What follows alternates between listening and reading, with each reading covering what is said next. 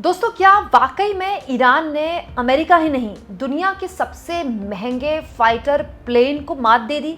क्या वाकई में ऐसा हो सकता है दोस्तों कि दुनिया का सबसे बड़ा हथियार बेचने वाला देश अमेरिका, उसको ईरान जैसा बेहद कमज़ोर एक ऐसा मुल्क जो पिछले कई सालों से आर्थिक प्रतिबंध झेल रहा है, वो उसके हमले को नाकाम कर दे?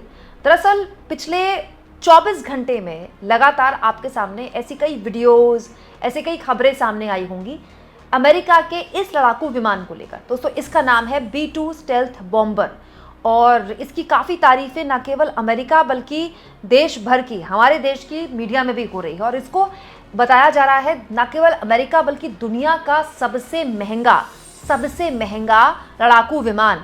बल्कि कहने वाले तो ये भी कहते हैं कि इसके एक घंटे जब ये चलता है आसमान में तो इसमें इतना खर्चा है जिसमें भारत में कोई भी आदमी BMW खरीद सकता है।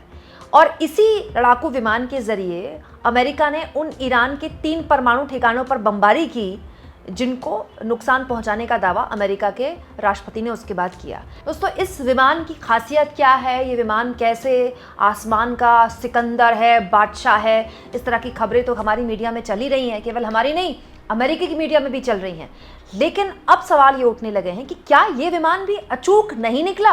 क्या इसको भी बेच दिया ईरान ने? दोस्तों, अगर आप चाहें तो फिर ये वीडियो ज़रूर देखें जिसके ज़रिए मैंने आपको अमेरिकी मीडिया में चल रही एक खबर के हवाले से बताया है। दोस्तों, न्यूयॉर्क टाइम्स ने, अमेरिका का एक बहुत ही प्रतिष्ठित अखबार है, उसके हवाले से मैंने खबर छापी है जहाँ पर न्यूयॉर्क टाइम्स से अमेरिका के जो ट्रम्प प्रशासन के जो अधिकारी हैं, उन्होंने ट्रंप जिस तरह से दावा कर रहे हैं कि ईरान पर न्यूक्लियर ठिकानों पर वैसा ही हमला हुआ है, वैसे ही सक्सेस मिली है जैसी वो उम्मीद कर रहे हैं, उन बातों से इत्तेफाक नहीं रखा है। उन्होंने कहा है कि शुरुआती नुकसान हुआ है ईरान को, लेकिन वैसे सक्सेसफुल होने के दावे जैसे ट्रंप कर रहे थे, उन्होंने उन शब्दों का इस्तेमाल करने से वो बचे, बल्कि उन्होंने ये भी कहा कि हम एस्टिमेट लगा रहे हैं कि नुकसान कितना हुआ है। यानी आप कह सकते हैं कि अमेरिका के ट्रंप प्रशासन के जो बड़े अधिकारी हैं वो भी खुलकर मीडिया के आगे वैसे दावे नहीं कर रहे हैं ईरान में डिस्ट्रक्शन के जैसे दावे ट्रंप कर रहे हैं। और तो और दोस्तों, अगर आप चाहें तो सिलसिलेवार तरीके से कल से मेरी कई वीडियोस में आप देख सकते हैं जिसमें मैंने बताया है आपको कि IAEA जो संस्था दुनिया भर में परमाणु संरक्षण का कार्यक्रम करती है, दुनिया भर में जो प्लांट्स चल रहे हैं परमाणु प्लांट्स, वहाँ पर कहीं भी रिसाव ना हो, उसको लेकर भी कई वीडियोस में बना चुकी हूँ। आप चाहें तो मेरा ये वीडियो ज़रूर देखें। उस संस्था ने भी बताया है कि ईरान के परमाणु ठिकानों को नुकसान तो हुआ है, नुकसान तो अच्छा खासा हुआ है, वहाँ गड्ढे भी देखे गए हैं सैटेलाइट इमेजेस में, लेकिन वैसा नुकसान नहीं हुआ है जैसे नुकसान का दावा ट्रंप कर रहे थे।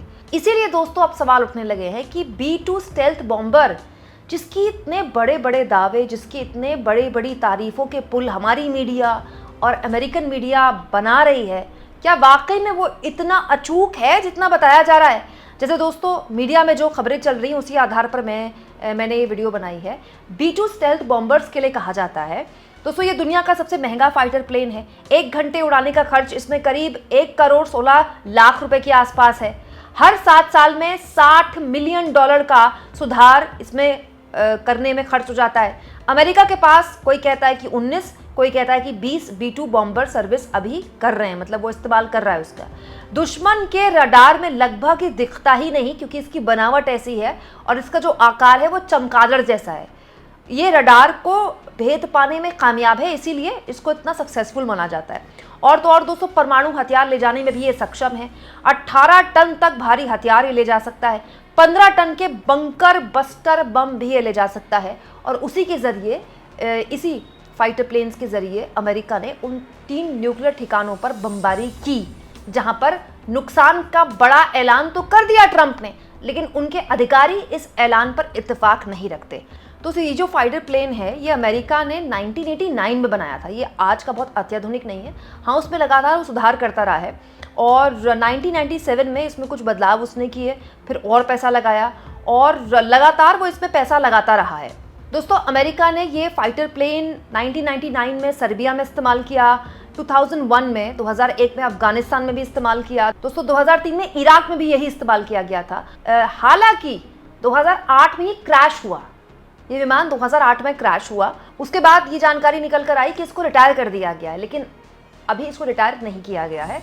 अमेरिका इसका इस्तेमाल करता है, अमेरिका इसे बेचता भी नहीं है। और दोस्तों जिस तरह से महिमा मंडन इसका हो रहा है, समझिए इसके पीछे क्या वजह है। अमेरिका दुनिया का सबसे बड़ा हथियार बनाने वाला देश तो है ही, दुनिया का सबसे बड़ा हथियार बेचने वाला भी देश है। अमेरिका की इकोनॉमी इतनी बड़ी इसलिए तो ऑफकोर्स है ही क्योंकि वो बहुत बड़ी इकोनॉमी है, वहाँ परचेजिंग पावर बहुत है, वहाँ सारे जितनी बड़ी टेक्नोलॉजी है सब वहीं से निकल कर आती है। उसका एक रीज़न ये भी है कि वो दुनिया का सबसे बड़ा हथियार बनाने और बेचने वाला देश है। और दोस्तों हथियारों के कारोबारों में करोड़ों में बात नहीं होती, अरबों और खरबों में बात होती है।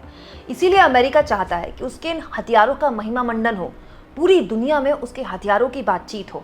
लेकिन अजीब बात देखिए दोस्तों कि पूरी मीडिया में आज न केवल अमेरिका के इस फाइटर प्लेन की बात हो रही है, वो तो होगी ऑफकोर्स क्योंकि कितना अत्याधुनिक फाइटर प्लेन है ये, लेकिन ईरान के मिसाइल्स की भी बात हो रही है। वो ईरान जो सालों से अमेरिका के प्रतिबंध झेल रहा है, जो अपनी आर्मी को मॉडर्नाइज भी नहीं कर पाया, जिसकी इकोनॉमी भी अमेरिका के बराबर कुछ भी नहीं है। आज पूरी दुनिया देख रही है कि इतने भीषण हालातों में भी ईरान ने अपने मिसाइलों में इतना शानदार काम कैसे कर लिया कि उसने न केवल इजराइल को जवाब देने में कामयाबी हासिल की, बल्कि ऐसा नुकसान इजराइल के शहरों में पहुंचा दिया जिसके बारे में किसी ने कल्पना नहीं की थी।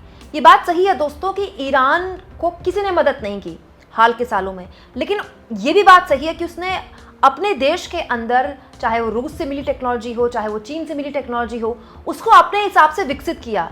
ड्रोन्स का, बैलिस्टिक मिसाइलों का न केवल निर्माण किया, बल्कि बिल्कुल सफलता से नहीं तो कम से कम इतना नुकसान तो वो पहुंचा ही सकती हैं कि दुश्मन परेशान हो जाए। ये तो साबित कर ही दिया ना ईरान ने, यही उसकी बहुत बड़ी जीत है। सोचिए उस देश के साथ हो रहा है जिसको इस दुनिया के सबसे अत्याधुनिक सैन्य तौर पर मजबूत देश के तौर पर माना जाता है। मैं बात इजराइल की कर रही हूँ। इजराइल के लिए हमने सुना है ना, एक आयरन डोम होता है, इजराइल की वायुसेना ऐसी होती है, इजराइल का इंटरसेप्टर ऐसा होता है, इजराइल का एयर डिफेंस सिस्टम एक ऐसा होता है। हम पिछले कई दशकों से ये बातें सुन रहे हैं। उस आयरन डोम को, उस एयर डिफेंस सिस्टम को चकमा देने में ईरान की मिसाइलें कामयाब हो गई इस हद तक कि इजराइल के शहरों में तबाही मचने की तस्वीरें दुनिया भर में दिख गई। ये ईरान के लिए बहुत बड़ी सफलता है। और आज देखिए दुनिया भर में ईरान की मिसाइलों की भी चर्चा हो रही है। जिसे दोस्तों सेजिल नाम की एक मिसाइल है, इसको लेकर मैं भी आपको एक वीडियो दिखा चुकी हूँ। सेजिल नाम की मिसाइल को लेकर बहुत चर्चे हुए हैं, इसकी फोटो की वजह से भी चर्चे हुए। इसके अलावा दोस्तों खैबर नाम की एक बैलिस्टिक मिसाइल है। जब ईरान पर अमेरिका ने हमला कर दिया तो खैबर नाम की इस बैलिस्टिक मिसाइल के जरिए ईरान ने इजराइल को उसके बाद उसका जवाब दिया और खूब मिसाइल दागे, जिसके बाद काफ़ी नुकसान इजराइल में देखा गया। सोचिए आज अमेरिका के पास दुनिया की सबसे उन्नत टेक्नोलॉजी है, पूरी दुनिया उसके हथियारों के बारे में बात करती है, करती रही, आगे भी करेगी। लेकिन ऐसे माहौल में ईरान अपनी बैलिस्टिक मिसाइलों की मौजूदगी दर्ज करवा पा रहा है। ये बहुत बड़ी बात है। आपको क्या लगता है दोस्तों, कमेंट बॉक्स में ज़रूर लिखें और जितना हो सके चैनल को शेयर करें, सब्सक्राइब करें और थैंक्स और ज्वाइन। दोस्तों ये 2 ऑप्शन है जिसके ज़रिए आर्थिक तौर पर भी अगर आप चाहें तो चैनल के हाथ मजबूत कर सकते हैं।